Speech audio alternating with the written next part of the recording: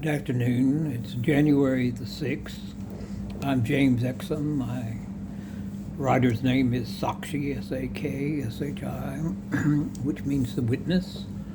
I'm continuing with now that I'm back from my week off vacation, Labor Day weekend, extended weekend vacation. I'm continuing now with my series of discourses on the Bhagavad Gita, doing reviews and summations by narrating my writings on these particular chapters. This will be chapter number 11 it's a comparative discourse. I'll be using Śaṅkara, Adi Śaṅkara, the great commentator from the 8th century Common Era, and my own narratives, my own commentaries to explain this chapter to my listeners. So we'll go ahead and dive right into this. Chapter 11, as I said, of the Gita. It's known as the Viśvarūpa Darśana Yoga, or the Yoga of the Vision of the Universal Form. The Yoga of the Vision of the Universal Form. It stands as a monumental turning point in the spiritual dialogue between Krishna and Arjuna. Krishna, of course, is Lord Krishna. Arjuna is the prince. He's also the archer. He's also a member of the royal family, and they're at the great battlefield described in the Bhagavad Gita. The cosmic revelation experienced by Arjuna is a vision of Krishna's universal form. His Viśvarūpa is not merely a theophany, but a profound metaphysical moment that has inspired centuries of philosophical reflection and devotional fervor. I speak in a rather elevated tone, using elevated speech, because I am a philosopher of yoga. I'm an old yogi, and yoga philosophy is my specialty. I've been practicing yoga and dealing with the philosophy of yoga for now on 50 odd years, a little over 50 years. So this is one of the most important chapters, because in this chapter, and I'm not going to read to you directly from the chapter, I'm just going to give you opinions on it and my discourse on it, along with Śaṅkara's opinions and his narratives. He is the master, I'm a contemporary. He's, like I said, from well over 1,500 years ago. Well, not 1,500 years ago. He would be 700 BC, Common Era.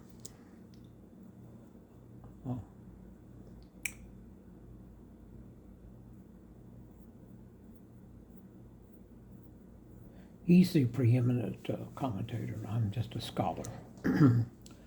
What I was going to say is, I'm not going to read you the description from the great book that was written by Vyāsa. I'm not going to do that because it's just too powerful. I will talk around it. I would like you to find a copy of the Gita, a very good copy with commentary. Usually the ones pre-1950 are the best, usually. And read the verses yourself. It's something that you have to read, comprehend, assimilate, and experience personally. No reading by any fellow human can give you the feeling or the understanding that your personal reading will be able to do for you.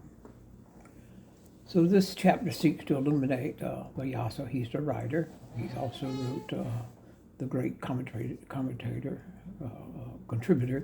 to the Mahabharata, from which the Gita is an extract. This chapter seeks to illuminate Vyāsa's original intent as refracted through the lenses of Śaṅkara, and also in contrast with my scholarly approach. This is between Śaṅkara and myself, you should receive an enriched understanding of this luminous episode. But again, I'm not going to read the exact words that were written. Vyāsa, as the inspired seer poet, crafts the Gita's narrative as an existential crisis and its transcendence. In chapter 11, Arjuna requests Krishna to reveal his cosmic form, and there it is. That's the meat and potatoes of this chapter. And in revealing his cosmic form, he's been convinced by Krishna's earlier assertions of divine immanence. Vyāsa frames this moment with poetic grandeur. Arjuna's humility and awe before the task of beholding the infinite is one of the most grand portions of it. Krishna's gracious bestowal of divine sight, divyakaksas, to enable the mortal to glimpse the immortals. There's certain words and phrases we're incapable, because of our humanness, of being able to express. There are certain areas of divinity and having to do with the great metaphysical that we as humans are unable to see. The veil of karma, the veil of Lila, the great play.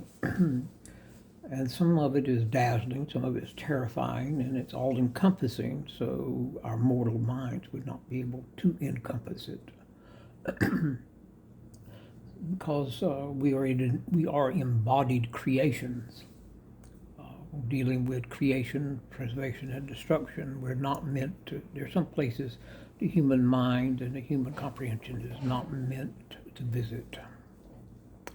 I know that from over 50 years of studying yoga philosophy, over 50 years. That gives me a bit of authority on the subject. I'm by no means a guru, a swami, any of those. I'm just simply an old student of yoga. Vyāsa, that's the writer, narrative's intention, narrative intention resonates with the Mahabharata's broader theme. Dharma is sustained not merely by human effort, but by surrender to a higher cosmic order. Dharma is the right path. Karma is the right way. Negative karma, neutral karma, positive karma is the right way. Śaṅkara's reading the vision as metaphysical truth. Śaṅkara, the great 8th century commentator, interprets Viśvarūpa as more than a literal vision. It is a revelation of Brahma, the non-dual reality underlying all phenomena, according to Śaṅkara. Krishna's universal form is a teaching device, revealing that all distinction, names, and forms ultimately collapse into the face of Brahman's unity. Everything is Brahma. Everything is God. We're just minute portions of the Creator. Creations are always a portion of, or portioned from the Creator. Arjuna's fear and trembling before the awesome form signifies the limitations to the empirical self, the jiva, in grasping the absolute. Of course, the human mind cannot grasp the form of God. We can barely grasp the form of theoretical physics, and so forth. The granting the divine sight is symbolic and a spiritual awakening that is necessary for self-realization. The granting of divine sight is symbolic of the spiritual awakening that is necessary for self-realization. Śaṅkara points to the line, this is a quote, "You alone exist as the imperishable, the supreme to be known." He's speaking of Brahman, of God, of the Absolute. And this is a great declaration of Advaita. There is but one reality of which the world is the manifestation and appearance. Śaṅkara's commentary, that's a little paradoxical, but I'm not teaching according course on paradoxes tonight. I'm just simply reading from my work. So we'll continue to save time and because I'm rather tired. I've had a long day. And I'm back to work after a week. And maybe I'm going at it a little heavy. Who knows? That's a little ginseng tea, Korean ginseng tea. It helps my voice. I have Parkinson's, so I have trouble with my voice. I also have trouble with my facial muscles and the trembling of my hands and so forth. But that's neither here nor there. Śaṅkara's commentary is marked by metaphysical sobriety. The vision is awe-inspiring, but that's why I said I want you to read it for yourself. It's just too much. I mean, I can read it.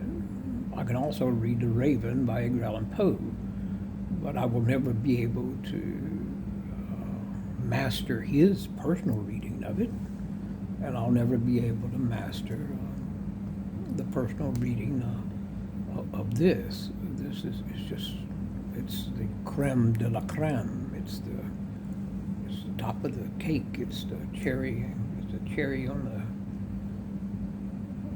the banana split. It's top of the top. It's incredible. Please read it. It's well worth your effort. And I'm not being lazy here. I just want you to read it. Because only you can fully comprehend what is written there.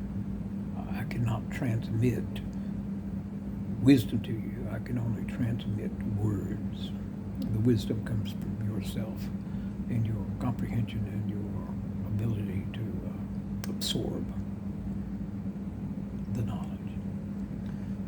The devotee Arjuna is not merely the recipient of grace, but the archetype of the seeker whose ignorance, avidya is Sanskrit for ignorance, is shattered by the recognition of the self in all beings. That's a very important portion of a sentence there, shattered by the recognition of the self in all beings. If you want a peaceful countenance, if you want to get along with your neighbors and politically, religiously, economically, socially,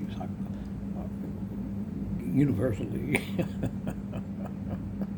in any way, shape, or form, if you want to get along with society in general, you have to understand you are part of that society and they are part of you. They're part of your makeup. You would not be you without the influence of society, and they would not be society without your influence. It's the old story of a butterfly, flexes his wings here and the breeze is felt in China. It's that kind of an idea, action, reaction. That's another story, that's another allegory.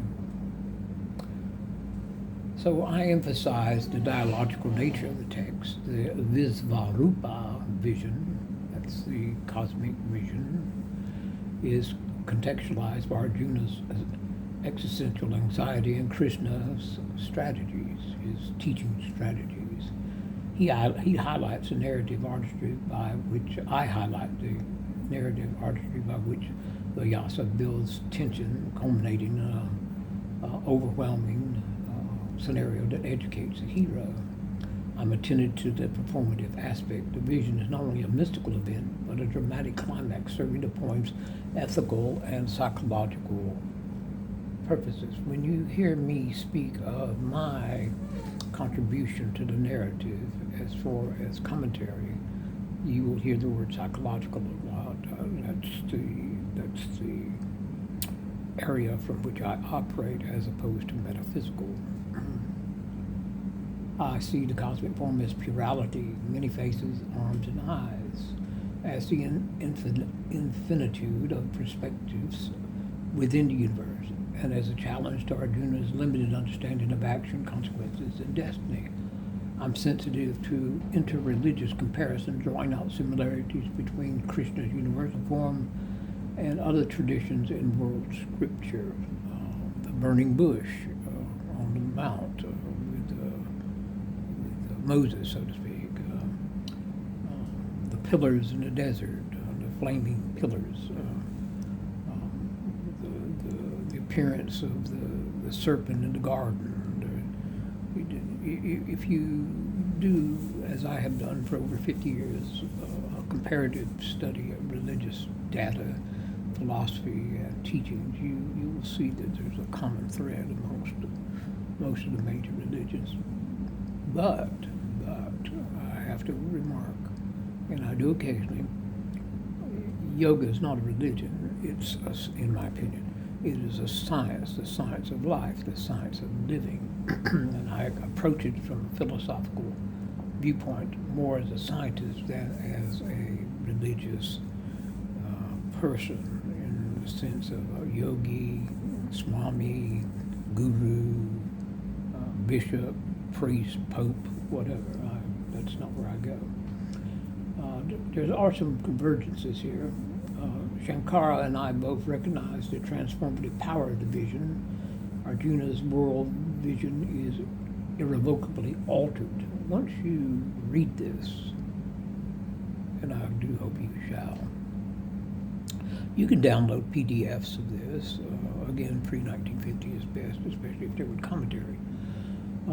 Well, the exception to that, of course, would be Swami, well, I can't think of his name at the moment, but there are modern versions that are available that are adequate, if not very good. And then we go on and talk about more of the universal form and all of that. And then we talk about the divergences. I'm not going to get into all that. The aftermath of the vision, returning to the battlefield. After granting the vision, Krishna reassures Arjuna and returns to his more familiar human form. This return is significant. Of course it would. If you're talking to someone that's sitting in a chariot with you in the days of old, and there's a great battle about to go on, and this person that is your driver professes to be Krishna, and you're a human being, a prince nonetheless, then you almost have to have this proven to you. Otherwise, you may have a madman as a driver. Well, Krishna proved himself. For Śaṅkara, this underscores the truth that the absolute can be manifest as the personal deity. A concession to the limitations of human devotion and understanding. For myself, the return signals the need to integrate mystical experience with ethical action. The vision must not paralyze. I'm very proud that I wrote this. The vision must not paralyze, but empower Arjuna to fulfill his dharma, to fulfill his righteous path in life, his destiny, so to speak, following the bliss, as the great teacher Joseph Campbell once said. Well, actually, he said it very often. The universal form is thus a threshold experience, not an escapist fantasy.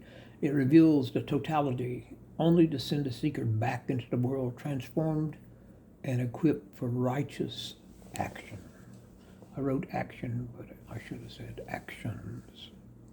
There is no one righteous action. There is a group of righteous actions that we follow to meet our moksha.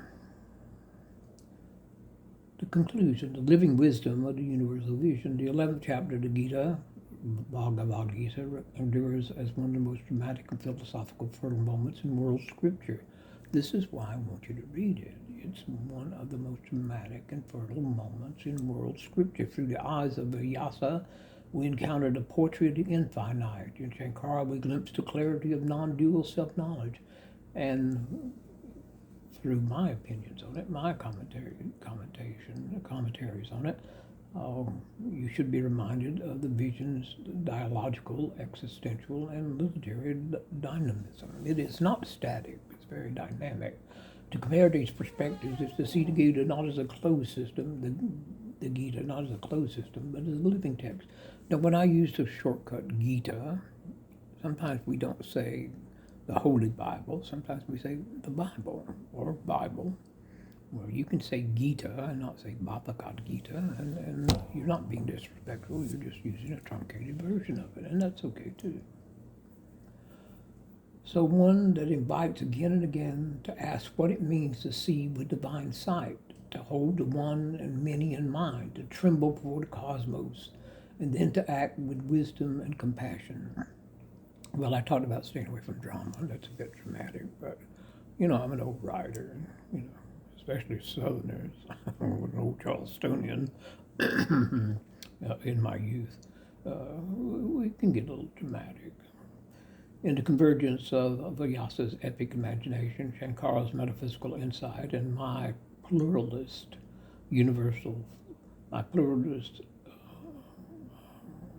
homogeny, the universal form shines forth, not as a doctrine to be believed, but as an inexhaustible invitation to the vision, discernment, and transformment of engagement with the real. And there's a couple of sources here, the Gita again by Śaṅkara, and Adi Śaṅkara, the Gita Vyāsa, and these are by Penguin Classics. And they're there. If you want a copy of it, just write me and I'll send it to you. And I'm not going to bother now. So there ends the chapter, and we did very good again. Under 25 minutes. Normally I'll run 30 minutes on these. So I'm just going to shut it down early for you, and I'm glad to be back, glad to be working again, still making mistakes, of course, because we are mere humans. The soul is immortal, the body is transient, impermanent. We come from the elements of the earth, so to speak. We're fed by the elements of the earth as our food, and after we pass from this life form, out of this life form, we dissolve back into the earth, the elements of the earth. This is what is meant by creation, preservation, and dissolution.